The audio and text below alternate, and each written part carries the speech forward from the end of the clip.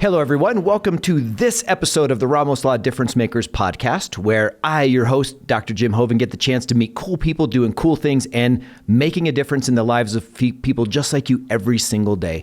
Today, my guest is Camma Love, and Camma is an awesome person because she is helping those folks who have been experienced something that none of us would ever want, and unfortunately, all too many people end up getting, and that's some sort of brain or head injury. So Camma's going to share with us today information about the brain, information about treatment of the brain, her cool experience on how she got here, and this is going to be a conversation that if you know someone who's been in an accident or had a trauma or, God forbid, has had a head injury, this is going to be an episode that you're going to want to share with them. So sit back, stay tuned, and let's get busy. So Camma, welcome to the show. Thanks for coming. Thank you. Are you ready to do this? I am. So we had a chance to visit yesterday, and I was so intrigued by some of the conversations we had just in what we were talking about. I want to make sure we get into all these things, but first, let's talk a little bit about you. Tell us about you. Where did you grow up? What were you like as a kid? Just a couple of minutes so that we can get a sense of how you go from young Camma to brain expert Camma. So I was born in Boulder and grew up a lot of the time in Greeley, but every chance I got, I came back to Boulder. Love Boulder, huh? Yeah. Boulder's a cool place. I love the mountains there and some of the lakes and streams. Just a great environment. Yeah, it was so fun. What a great place to grow up. Did you go to CU? No, I went to CSU. Oh, so did I. Did you? Excellent. Yes. Yeah. I went to CSU, and then after I got out of the school portion, went on my field works, and one was in Grand Junction, but the other one was in Iowa.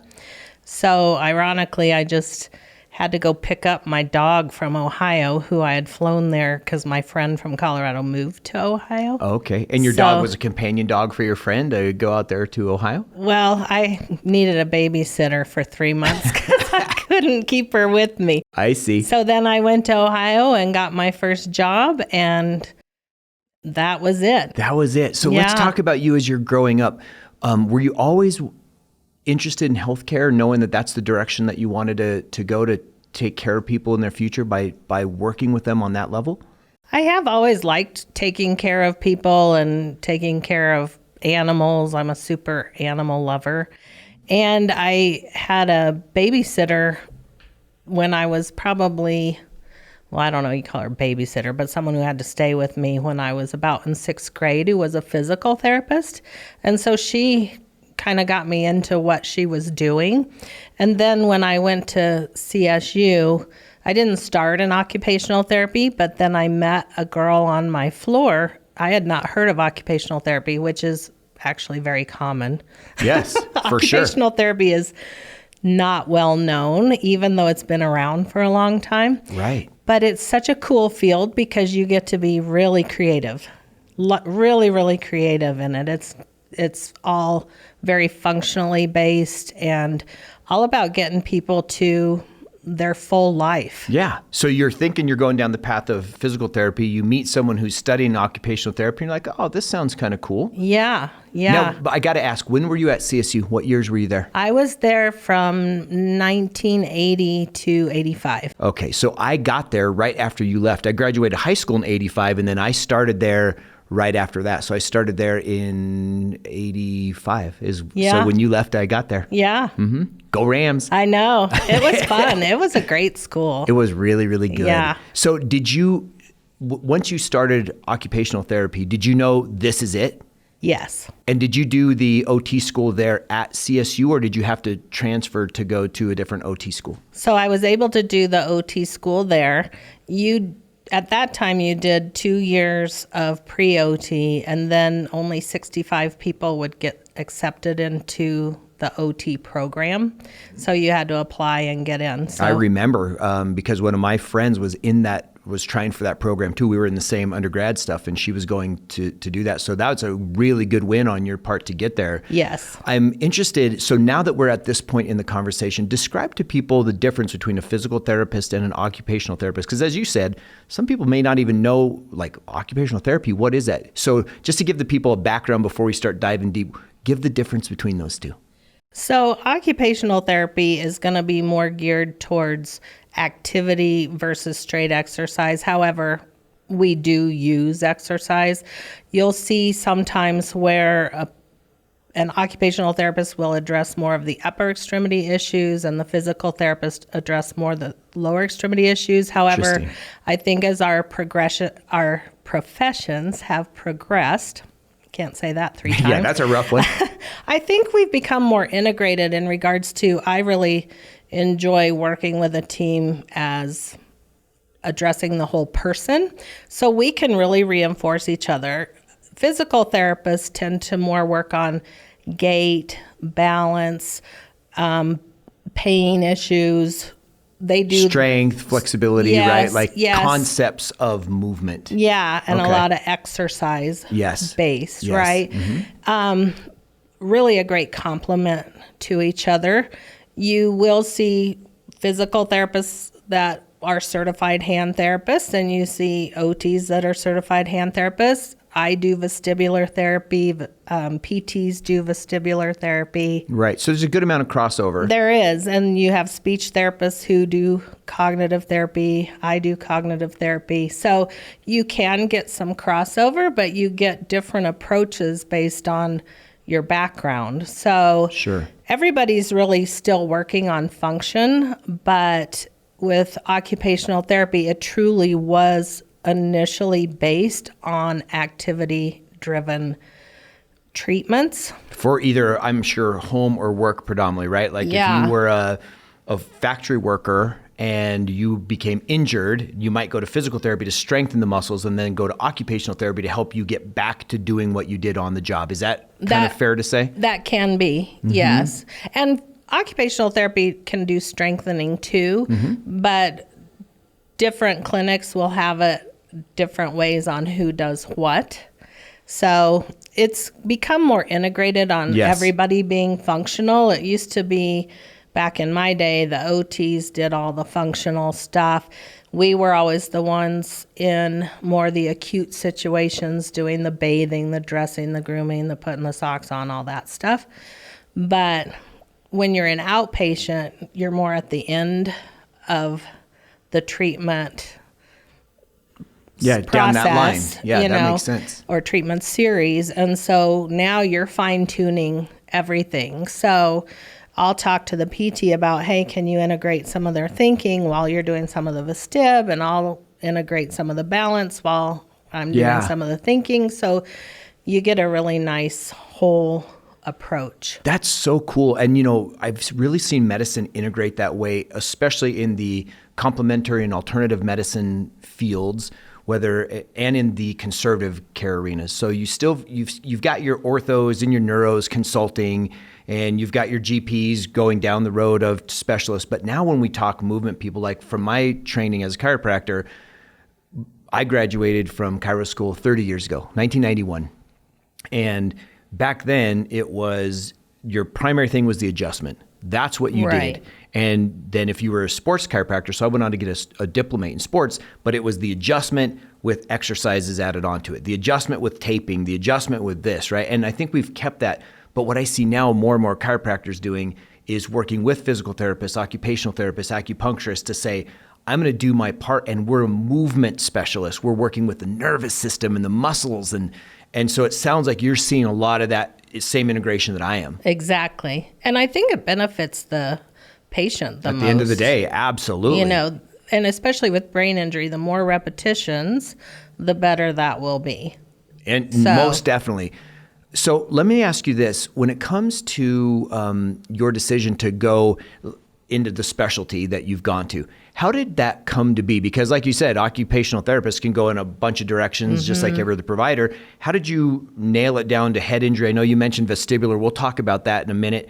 But what was your thought process that led you into that particular part of it? So on my very first field work, I was at a outpatient or inpatient rehab hospital, and I met my first brain injury patients, and I just fell in love with it. It's so cool because you're integrating so many things. You've got to integrate their visual system, their thinking system, their motor system, their sensory system, and really they were lower level at that point because they were inpatient. But again, like I came up with how to bowl with a blind guy, and I had a lot of younger people that I was getting back to be able to do towards their athletics, their college degrees, those kinds of things. And so I just knew right away. Wow. And same with strokes. I just knew you got to do a lot of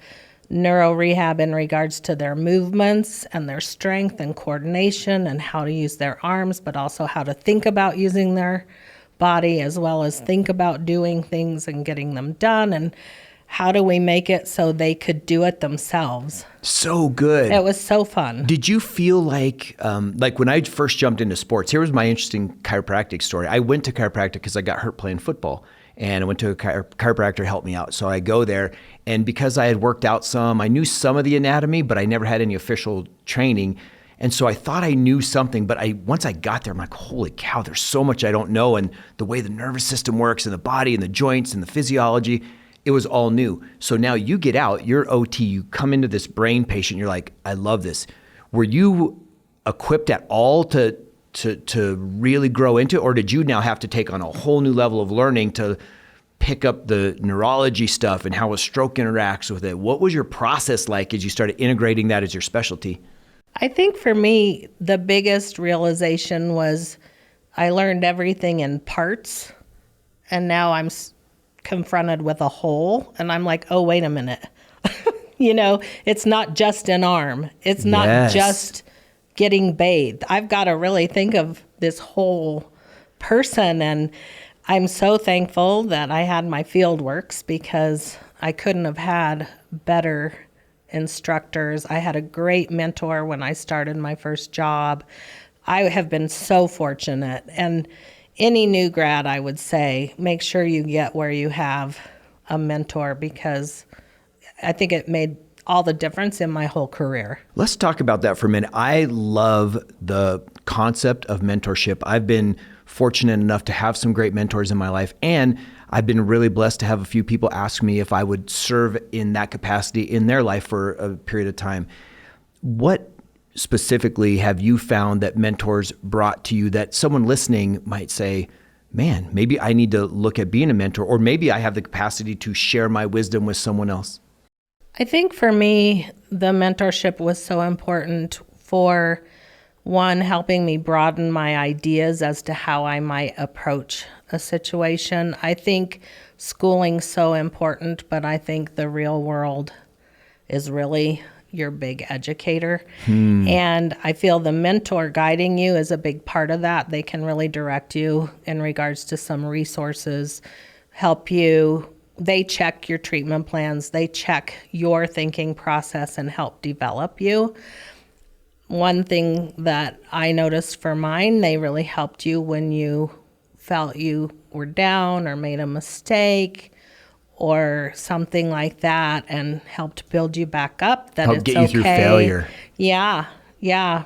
Because mistakes are going to happen.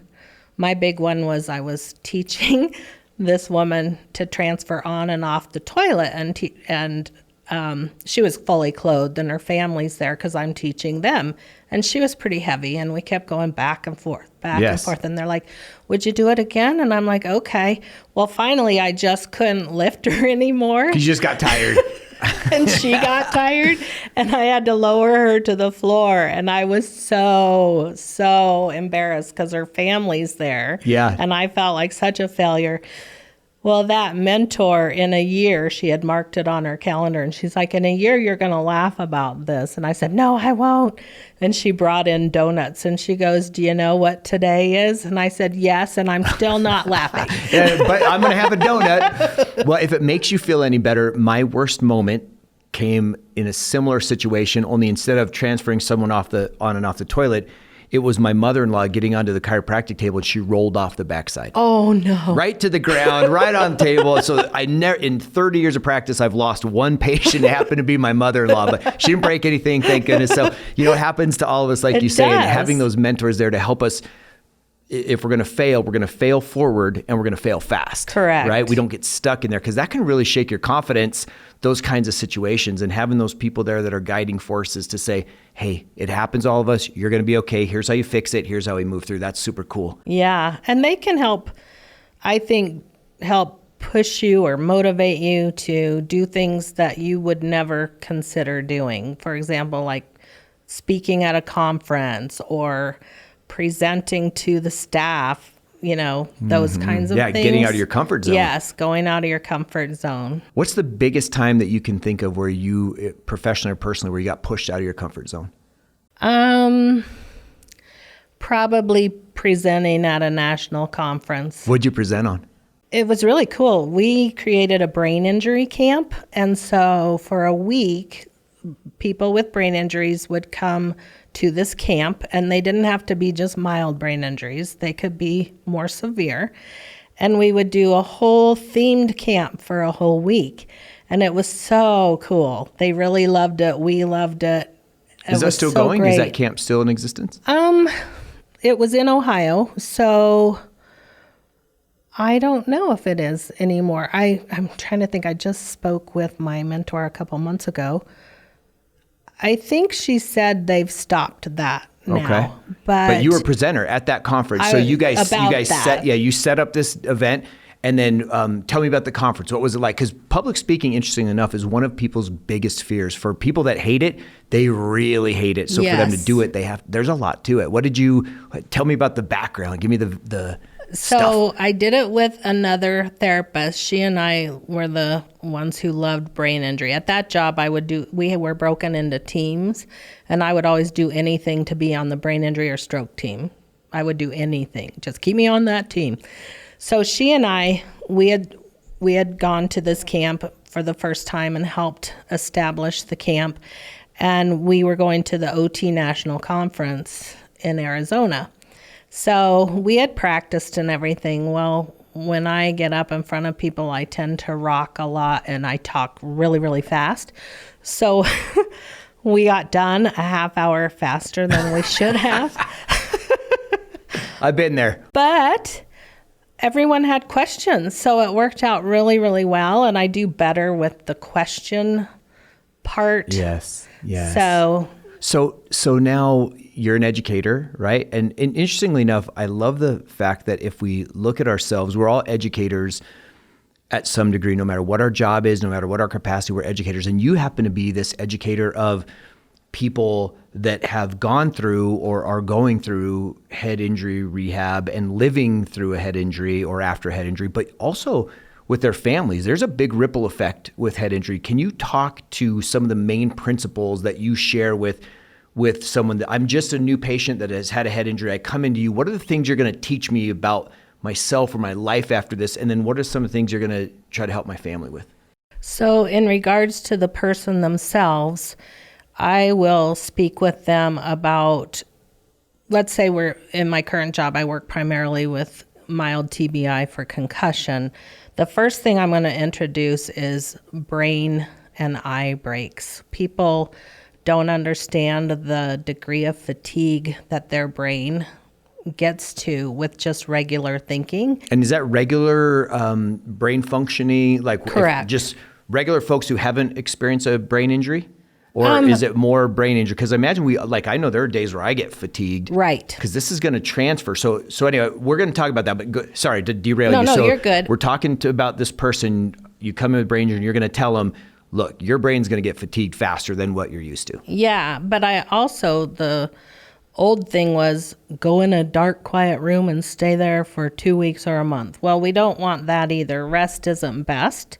So we want to really pace things out. I tend to, just as a rule, I'll say 5 minutes low stim every hour, whether and what would be low think stim? You need it or not. Would low stim be things like watching TV or looking out the window or? No, it's going to be, if you can, you want to do a nice darker room, no noise, no screens, trying not to think about what you need to do when you get done with this 5 minutes. Sometimes I'll add in for people to use a meditation app or just even some of the soft sounds you can get on a white noise app like the rain or the ocean. That's for people to have something to focus in on, so their brain's not just racing. And it's one of the hardest things to get people to really do, because they don't necessarily feel it at that hour mark. Oh, I feel pretty good, I'm going to keep going. But then they crash more in the afternoon or at the end of the day, and they're also going to crash more as the week progresses. So by Friday, they're really, really tired. It's hard for them to, after work, interact with their families. They may get more irritated. It's, that's going to also exacerbate any of the cognitive problems they're having. So if they're having trouble with attention, it's going to be even worse when you're tired. Yes. And attention directly correlates to memory, because if we're not paying attention, information won't get encoded into our brains. That's going to appear like, oh, my memory's bad. Well, if we're not paying attention, we're not going to remember. So often I'll tease out that someone's having attention issues too, that they don't really realize. That probably gives them a certain sense of relief, right? Like, yeah. Because there's been times, even I've never had an overt head injury, played football as a kid for many, many years and this and that. And so I might have some sort of chronic deficit from then. But there are times where I'm like, man, I just can't remember. Like, I'm not remembering. But then when I start self-examining, I think, yeah, but I wasn't really thinking about what this person told me or what I was reading. I was thinking about this, and that would tell me probably more of an attention issue as opposed to a memory issue. Correct. Interesting. And there can be both. So then we have to address all of that. But if I can get them to at least get rested, and this would be good for everybody in general. Like, so many people work through their lunch. That doesn't give you that break. But if you take that break and even go for a little walk or something, you're so much more refreshed for your afternoon. Yes. And you mentioned meditation. My understanding is there's some good correlations between meditation and brain function / brain health. Yeah. I think that taking that calm time for your brain is so important. So it's not always on that 100-mile-per-hour work mode. Yes. It's very hard to go to sleep when your brain is going so fast. I agree. I know that for myself, and I'm sure you've seen that in your own processes. What about nutrients for brain health? Is that something that you really focus on? Because I know there's a lot out there, especially in some of the, again, that complementary and alternative medicine community. Mm-hmm. And now we're seeing a lot with guys like Dr. Daniel Amen, who does a lot with SPECT scanning and things like that, talking about the importance of fish oils and other nutrients for your brain. Are you a big proponent of those? I would be a proponent of those. I can't say I'm well educated about all those. I did listen to one of his classes, and his information is wonderful. What I go to more for just my things are anti-inflammatory diet, avoiding inflammatory foods. Like sugars, processed meats, all of those. Yep. And then going more towards your fruits, nuts, berries, fish. Isn't it funny? This is funny. I've been recently listening to a lot of information on longevity. I've been listening to a lot of information on wellness and on performance. And that three things, it's the same style of eating that goes with brain health of what you're talking about. And it still comes down to the inflammatory markers and blood sugar, right? Which is tied to inflammatory, but everything is pushing towards eat more vegetables, fresh fruits. If you're going to have meats, make them lean and not processed, and go hard on the good stuff and go easy on the bad stuff. So whether it's to perform at our best or to recover from an injury, it's still the same concept. Yeah. Weight loss, same concept. Yes. Simple, but not easy. It's so, It's so intriguing, how we get back to that same diet plan no matter what it's trying to remedy. Yes. I just listened to this podcast, actually finished it today. A guy named Andrew Huberman. If you're into science and health, this guy, Andrew Huberman, has a fantastic podcast, and he had 2 episodes on gut health. And they say that the gut is one of our brain systems, right? Like some people call it the second brain. Some people call it the third brain if you call the heart a brain. But they literally call it a second brain because of all the mechanical and chemical interactions that it has with the mind. And the microbiome, interestingly enough, is directly tied to the diet that we eat, just like our brain health is. And it's the same diet. Yeah, it's so intriguing. I went to a talk on that too from a functional medicine doctor. Isn't that interesting? It was so intriguing how they could tie in all the gut health to the different functions of your body. It's fantastic. Yeah. And so now when you're doing your deal, working with these folks who have been injured, we talked about what you would tell as basic advice for me if I came in saying, look, you're going to have to give your brain a break. We're going to talk about rest cycles. We're going to talk about easing into stuff. Not a lot of screen time before bed, I would imagine, again, to let it calm down. What about the family members? What do you tell them in order to support someone who's recently or who has an ongoing head injury? So for the family members, their experience is so different. So depending on how traumatic the accident was, can really impact the family member. So if their perception is they almost lost their loved one, or they recognize they could lose their loved one, they're going through a lot of anxiety and kind of some grief over what their life was and all of that as well, a real adjustment process. There's also the other side where, well, it didn't seem like that big of an accident. Why are they still having so many problems? And I always say, well, I wish I could wrap a big bandage around my patients' heads, because they walk, they talk, they function, they look good, but they know there's something wrong. They're really having trouble. And I think it's important then that families understand that aspect too.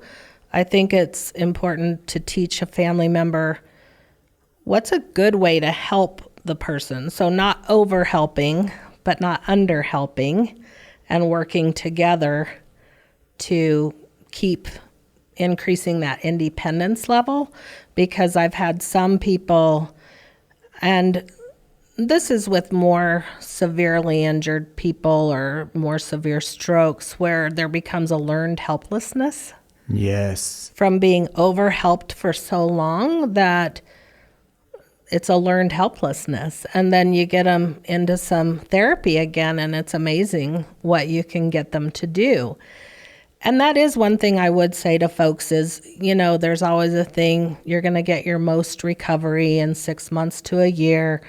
There's still some people who will say, oh, you're not going to get any better after a year. That's not true.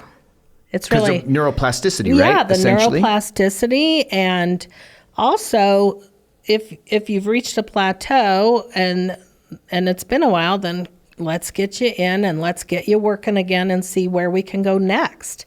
I think an important thing is to find a therapist who's really experienced in it. So there are certified brain injury specialists that will at least guarantee you this is someone who's got over 500 hours in doing brain injury therapy. You have to pass a test.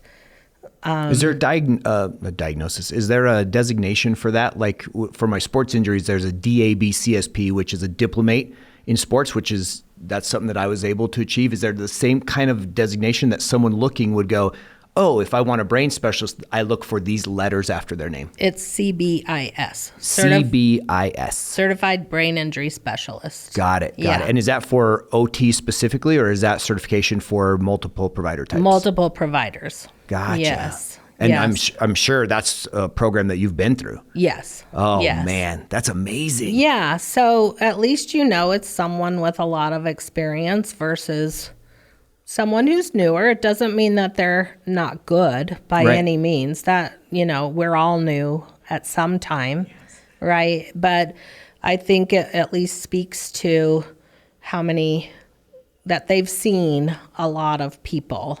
Yes. So if you're at an end of the road kind of thing for your therapy, you might want someone like that who can really tease out things versus, well, you've reached a good level.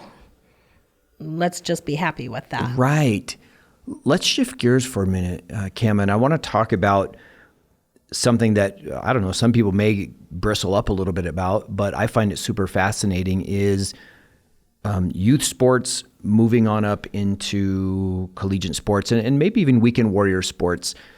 Obviously, football is we break sports down, at least when I was doing my sports injury work in depth, we broke sports down into contact sports versus collision sports, and then it went down the scale from there. And a collision sport was different than a contact sport. Lacrosse would be, or basketball would be a contact sport. Football is a collision sport. Yeah. But interestingly enough, things like gymnastics and other things, they were big causes of head injuries and concussions. How do you feel in general about sports and its relation to head injuries, if you have a thought about that? I feel like the sports world is getting better about recognizing the prevalence of concussion and brain injury. You know, for so long, concussions weren't even really considered brain injuries. It was monitor the person overnight, make sure they Give don't... them a smelling salt. Yeah. That's what they did for us on the football team. Yeah. Here. Oh, you good? Shake it off. Go. Right? Yeah. And then I think when second impact syndrome started showing up and they were putting the kid back out on the field, he gets a second one and then dies. It's like, whoa, we better pay attention to this. So I am happy that at least it's becoming more in people's awareness, even outside of sports, but within sports, they're doing a lot of sideline testing. I've worked with some athletes and the kids, more the kid athletes, and they have like a trainer person designated to work them back up to full level, even after I'm done with them, to be sure they're not integrated too quickly. Yes. And watch for any signs. Whereas, like, I worked with a gentleman the other day who'd had multiple concussions back in the day, because if you didn't keep playing, you didn't get to play. Right. Right? So, and with football, you know, the cumulative traumatic encephalopathy is showing up now. CTE, yep, for those people who are used to that term. Yes. So that's showing up now. So I think for those people, describe what that is for people who have maybe heard it or saw the movie or whatever, but it's basically a bunch of NFL players, and the NFL came to this huge lawsuit settlement because players were actually getting this CTE thing, and then all of a sudden they were acting crazy, and a lot of them would die, kill themselves, hurt others, that kind of thing. Tell us what's going on there. Yeah, basically it's a matter of their brain injuries have just caused enough damage, and then over time caused the brain to lose function, and they start doing things that don't make sense. They start losing memory. They start not being able to think things through.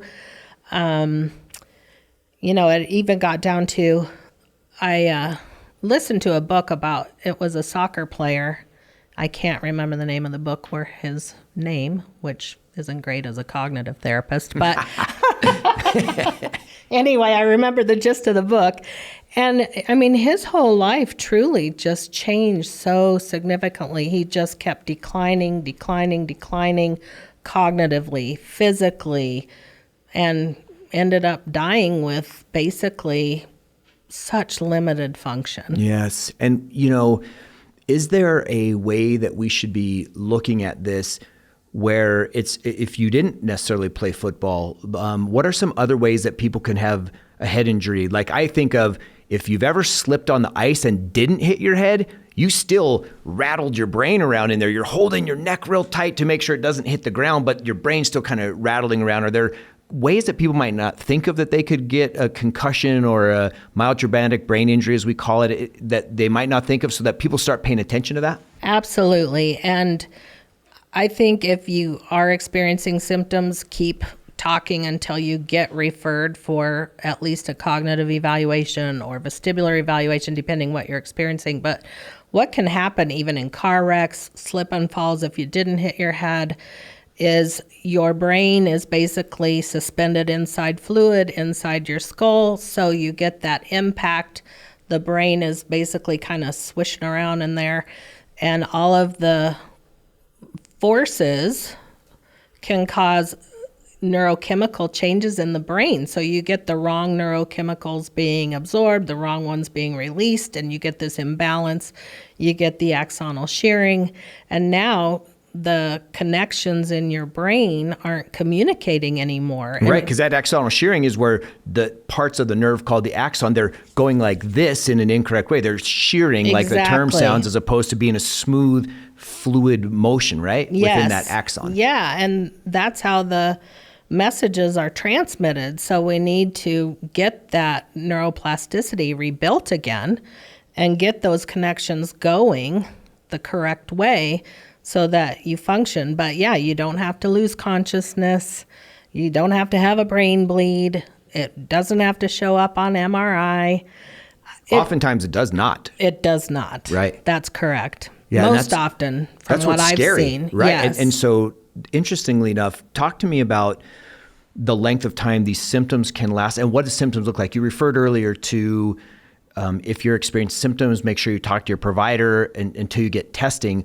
If someone has, there's a lot of reasons for headaches, right? There's a lot of reasons for light phobia, a lot of reasons for sleep issues. But is there a way that if someone said, man, I'm having some of these things, if they look back in their history and tie it to now, they maybe tell their doctor something they didn't tell them before, because their doctor might be thinking musculoskeletal headache from postural imbalances. But when you add this piece of the history, now they go, oh, wait a minute, we better start thinking based on symptoms plus history. Now we better look at a different path. What could people clue into on that front? So symptoms I would look for would be the headaches, the fatigue of your eyes, sensitivity to light and sound, feeling like your brain gets overloaded and you maybe can't process information, difficulty finding your words, difficulty formulating your thoughts, not being able to multitask, not being able to focus on a task, feeling foggy. Would you look at it? So you've listed a bunch there, and there's a bunch more too, right? Yeah. Is there a group or a cluster of a minimum of those? Because you don't have to have all of those to have one of these things. Would you can say, hey, if you've got 2 or 3 of these things, you should now start looking at history, or 4 or 5? What would you say would be kind of that minimum cluster that people better start looking? So I don't necessarily go by the number. I go by the length of time. You should recover from a concussion within 2 to 4 weeks. If you're going beyond the 4 weeks, now you're having more a post-concussional syndrome going on. So, if it's headaches, then it can be ruled out. Is it cervicogenic? What's it related to? Yes. Are you sleeping? Did you sleep before? I always compare, is this new or is this old? Because if it's new, since the injury, we really need to pay attention to it. If you had headaches before, but they weren't every day, that's more frequent. That's not normal for you. So always looking for what was your baseline and what's new now. So good. Because some people, they can think fine, but their oculomotor movements aren't smooth. They're getting dizzy. And their ocular motor movements mean as they're trying to follow something, it's not a smooth looking left or right. Right. They're kind of jiggly, wiggly, jerky. Yep.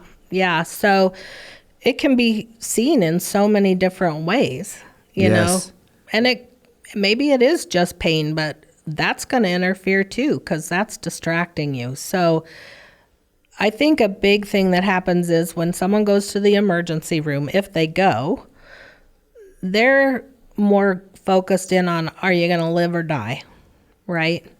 And is something broken or isn't it? Right. Then they will say, follow up with your primary care.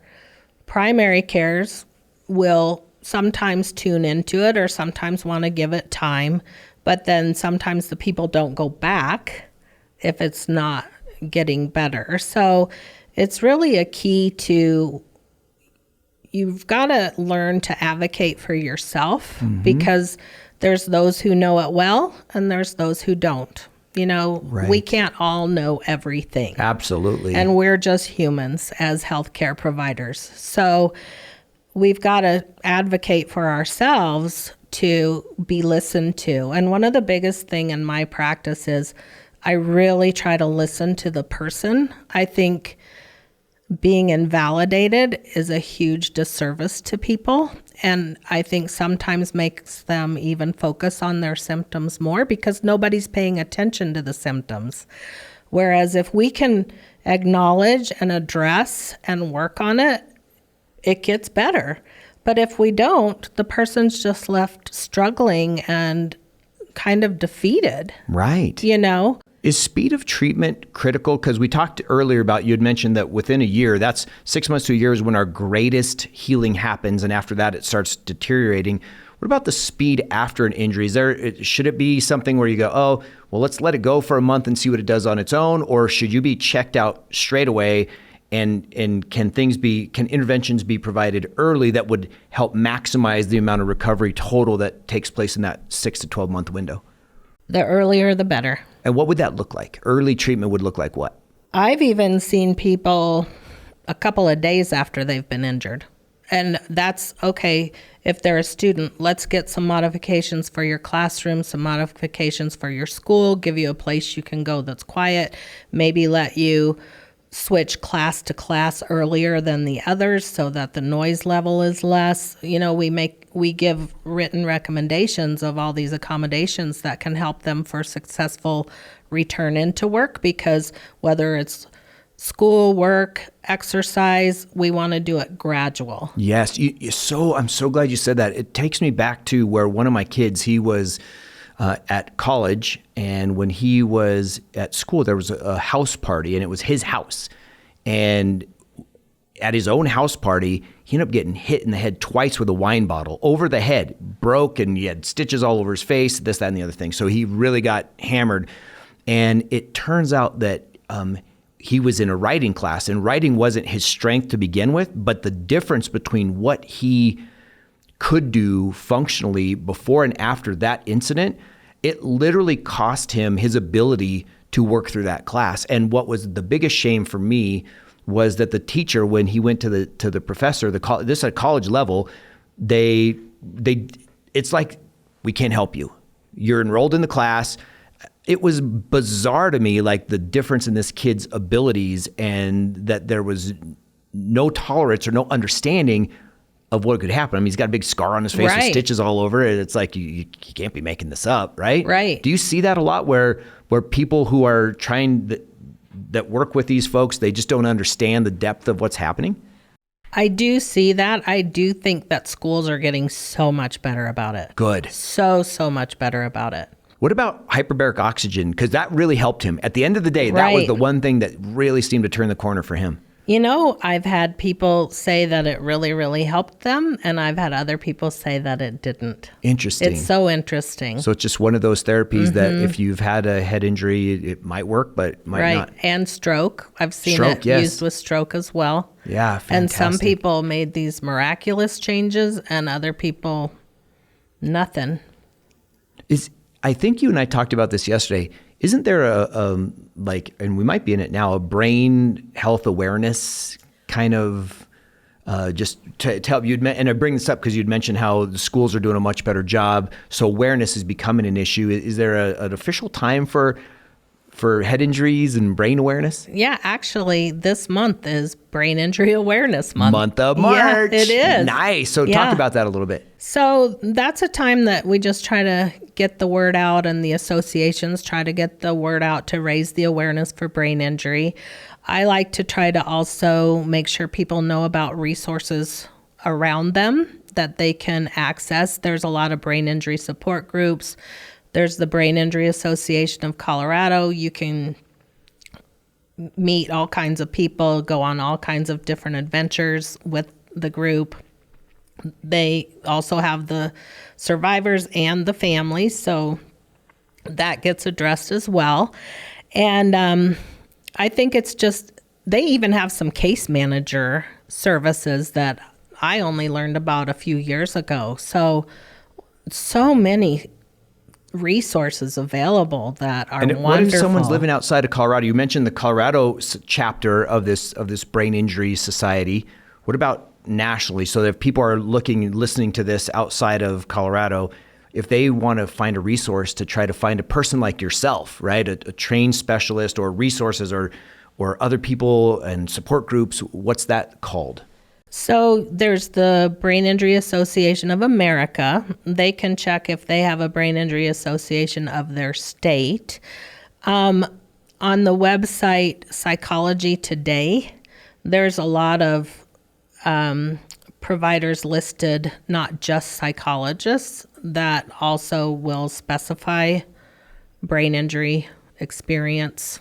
That certification that you were talking about. That certification, or if they address that, because trauma is a big deal too when you've sustained a brain injury, especially if you've had past trauma. It can really re-emerge. Yes. And it can impact people in a lot of different ways, and they don't understand it. They're dealing with so much, and then those feelings re-emerge, and it's really it's complicated, very diverse. That's what makes it so fun, is there's so many things to look for and tease out and see what's really affecting what. What's your favorite part of this thing that you do, this wonderful treatment of people who are probably some of them at the lowest points of their lives or battling back from the lowest point of their life? Is there one specific thing that you're just like, man, this is why I do it?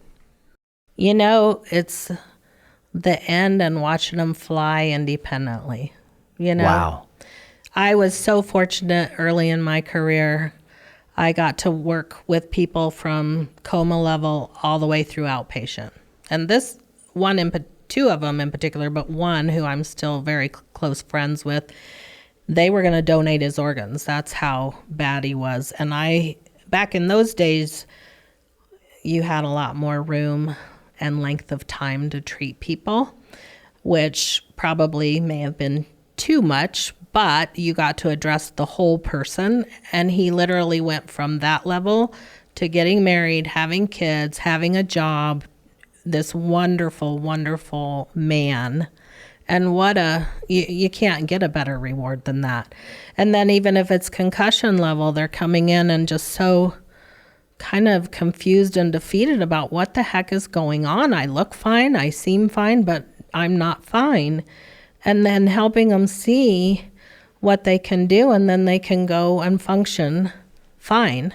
Fantastic. So it's just really a neat feeling when you can do that. And I love that I get to listen to them so much and connect with them. I feel like I'm really blessed and privileged to be included like that, because they don't have to let me in like that. But it makes a huge difference. We're a team together. That's so amazing. Yes. You have given us such inspiration today. You've shared so much with us and helped people who have been familiar with brain injuries, probably given them a lot to think about, going, yeah, I see that, and that, and here's this, and putting the pieces together. And if someone is listening to this just because they're attracted to the topic, and all of a sudden they're going, wow, I didn't know all that. You've given a bunch of information. I'm interested if you have one principle or piece of advice that you've been given or learned along the way outside of your career side and this kind of information. Is there anything that you've really learned or been shared with, or something that you're like, this is a tenet of a happy life, a successful life, a good life, anything like that you'd like to share? I think as I've gone through life, it's more about giving yourself permission and time to have quality time for you, and to put yourself in a position where you can be gratified, because no one gets to their end of their life and says, I want to work more. I wish I would have worked more. I wish I would have cleaned my house more. It's more about taking the time for quality of life. Not that you don't push hard and go hard, but take time to reflect, so that when you get in these older years that I'm entering into, you're not wondering. Hey, stop it, because I'm with you on those years. So we're kicking and screaming, dragging our heels. Not being too busy that you've missed everything. Such great advice. You know? Yes. And what if people want to learn more about you as a provider and the people that you work with, the clinic that you're with? How can they reach out to you or connect to you through your clinic? So I work at ESP Sports Medicine.